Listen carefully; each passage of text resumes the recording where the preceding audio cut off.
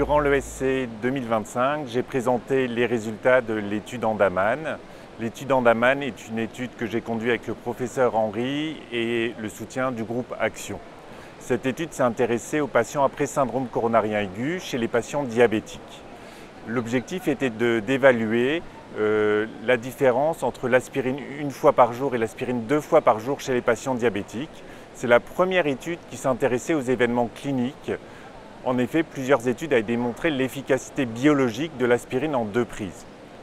Cette étude a donc randomisé 2500 patients diabétiques entre une prise par jour et 2 prises par jour d'aspirine, 100 mg ou 100 mg matin et soir.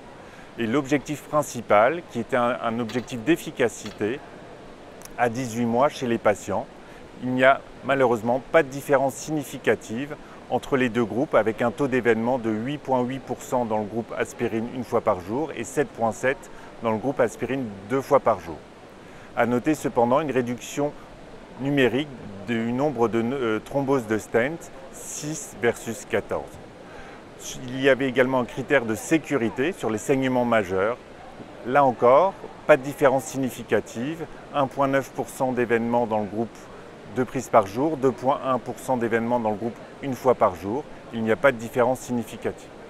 En conclusion, l'étude montre que cette stratégie d'aspirine 2 prises par jour n'apporte pas de bénéfice significatif après un syndrome coronarien aigu chez des patients qui recevaient un P2Y12, la plupart du temps du ticagrelor.